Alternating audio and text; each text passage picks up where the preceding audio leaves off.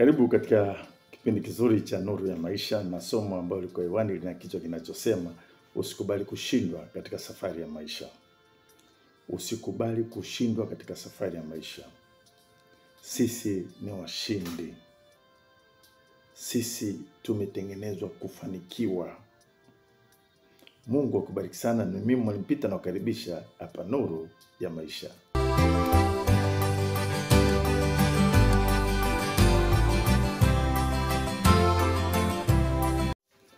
Jambo la kwanza ambalo litakusaidia sana usishindwe katika maisha au epuke kushindwa katika maisha ni hili. Unaposhindwa katika maisha, umefanya jambo lolote au hujafanikiwa, sio kwamba wewe ni mjinga. Hilo unatakiwa ukumbuke kila wakati. Unapofanya jambo fulani alafu au kufanikiwa katika hilo jambo ukafanya vibaya, haimaanishi wewe ni mjinga. Kwa hiyo ondoa hicho kitu kwenye kichwa chako. Wewe sio mjinga.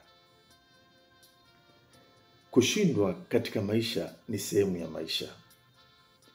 Na kushindwa ina maana kubwa sana, kwamba wewe huwa unajaribu.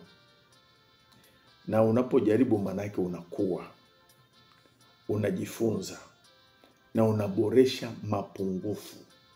Kwa lugha nyingine, unaongeza uwezo wako. Unaongeza maarifa. Kwa hiyo kesho hautakosea tena katika kile ulichokifanya.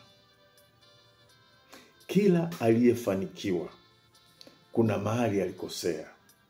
Kuna mahali alifanya makosa, akainuka tena na kusonga mbele. Kwa hiyo katika maisha unapoanguka, kumbuka ni sehemu ya maisha. Ni sehemu ya safari. Kwa hiyo inuka, jikung'ute mavumbi. Jifunze ulipokosea. Songa mbele. Katika maisha ni marufuku kukata tamaa. Katika jambo lolote ulilokosea. Umekosea mara ya kwanza, mara ya pili, mara ya tatu, mara ya 4, usikate tamaa. Tafuta wapi ulikosea. Na Mungu ni mwaminifu sana, atakuinulia watu wa kukufundisha na kukuelekeza. Mtu yote mwenye tabia ya ushindi, wewe yuko tayari kujifunza na kusonga mbele. Kwa hiyo swala la kukata tamaa usiipe nafasi, kwa sababu wewe ni mshindi. Siku zote unapoona mambo hayaendi kama unavyotarajia, wewe usisikilize kelele ambazo zinaweza zikawa zinatoka ndani kwa ndani au zinatoka nje, kwamba achana na hilo jambo, hautaweza kufanikiwa. Usisikilize hizo kelele. Tafuta kujifunza. Tafuta hekima ya Mungu. Atakufundisha, atakuelekeza. Ukisoma kile kitabu cha Ufunuo ule mlango wa 5 na mstari wa 10, Biblia inasema hivi. Mungu anasema, ukawafanya kwa ufalme na makuhani wa Mungu wetu, nao wanamiliki juu ya nchi. Wewe ni kuhani wa Mungu. Wewe ni ufalme wa Mungu. Kwa hiyo Mungu akikuangalia kutoka juu, anakuona unamiliki. Kwa sababu una potential ya kumiliki. Umeshatengenezwa tayari kutawala. Umeshatengenezwa kushinda. Kwa hiyo usiangalie mazingira uliozaliwa, mazingira uliokulia. Angalia asili yako ambayo ni mbinguni. Mbinguni wanasema kwamba wewe ni mfalme na wewe ni kuhani. Chukua picha ya namna ambavyo Mungu amekutengeneza. Wewe tayari unamiliki kwenye maamuzi yako kuchukua hekima kutoka juu na kuamua kuziishi, ili uweze kuona hali halisi ikitokea kwenye maisha yako. Kile kitabu cha Yeremia 1 ule mstari wa 19, Biblia inasema hivi: nao watapigana nawe, lakini hawatakushinda, maana mimi niko pamoja nawe, asema Bwana, ili nikuokoe. Kwa hiyo hakuna kushindwa katika safari ya maisha, hakuna kushindwa. Kama kushindwa, manake wewe ndio umeamua, sio Mungu. Wewe mwenyewe ndio umeamua. Kwa hiyo wewe kuanzia sasa jione vile ambavyo Mungu anakuona, kwamba wewe ni mshindi. Unapoanguka sio kwamba wewe umepoteza sifa ya kuwa mshindi, ni sehemu ya maisha.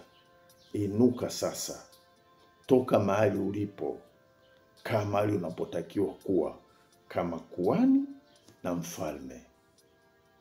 Utaona mabadiliko makubwa kwenye maisha yako, na utaanza kufurahia maisha siku kwa siku, ukishakuwa na mtazamo kwamba wewe ni mshindi na kwamba kwako hakuna kushindwa.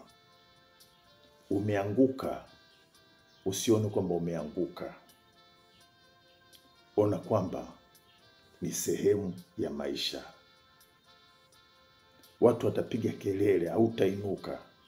Waambie, mimi nainuka, hapa nimepumzika tu. Tainuka. Popote pale wewe ni mshindi.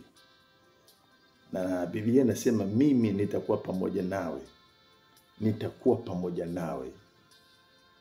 Ukishatambua hivyo, umempa nafasi Mungu kulitimiza neno lake, na itakuwa halisi kwenye maisha yako.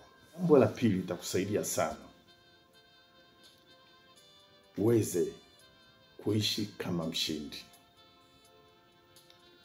Usitegemee akili katika maisha yako. Usizitegemee akili zako katika maisha yako. Mungu ndiye aliyeumba akili, na Mungu anataka usitumie akili, lakini usizitegemee.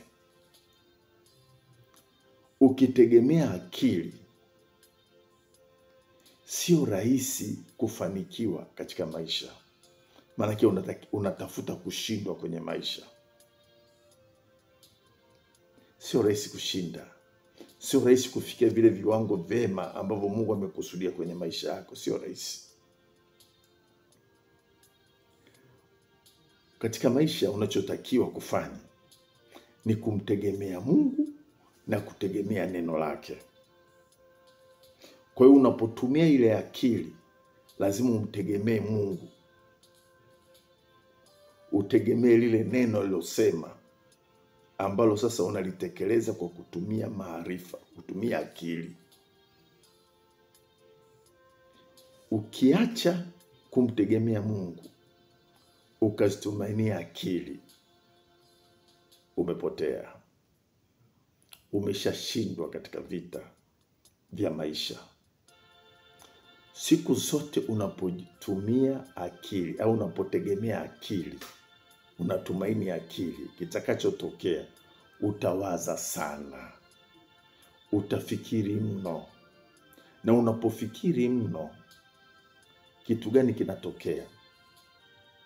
Katika ulimwengu wa roho, unakuwa kama unavuta yale maroho ya uharibifu, kukupa plan B, kukupa plan C, ya namna kutoka kwenye mkwamo uliokuwa nao kwenye maisha. Unaalika washauri mbalimbali wataabishaji kwenye maisha yako, kwa sababu kunakuwa na ule uwepo wa adui, kwa sababu umemwacha Mungu. Siku zote ukitumainia akili zako, maana yake umemwacha Mungu. Kwa ule uwepo wa Mungu unakuwa haupo, kwa uwepo wa adui unachukua nafasi. Kwa utaanza kupata mawazo mapya ambayo yanaonekana ni mazuri, lakini nyuma yake kuna mauti. Watu wengi ambao walipata mawazo mazuri, wakaanzisha miradi mikubwa, wakaanza kuonekana kama wanafanikiwa, lakini ukiwatafuta leo utawakuta wana kilio kikubwa sana. Wana kilio kikubwa sana. Kama umepata nafasi ya kuwaona watu, kuwatembelea watu tofauti tofauti ambao kwa mtazamo wa kimwili wanaonekana kama wamefanikiwa, wafuatilie. Utakuja kugundua hawajafanikiwa. Kwa sababu mafanikio yote ya Mungu hayana majuto. Hayana majuto. Yana furaha, yana amani. Yanakupa uhakika na maisha yako ya kesho baada ya kuondoka hapa duniani. Kwa sababu kufanikiwa katika utaratibu wa Mungu ni kwa sababu Mungu anataka kulitimiza kusudi lake. Na mtu yote ambaye amefanikiwa katika utaratibu wa Mungu, mahusiano yake na Mungu yanaimarika. Kwa hiyo usitegemea akili zako. Ukiacha kutegemea akili, ukamtegemea Mungu, ukazitumia akili kwa msaada wa Mungu, wewe ni mshindi. Utafanikiwa sana. Kwa hiyo haya mambo mawili Mungu akusaidie uyatunze ili uweze kufanikiwa sana. Sana. Mungu na akubariki na akutunze. Amen.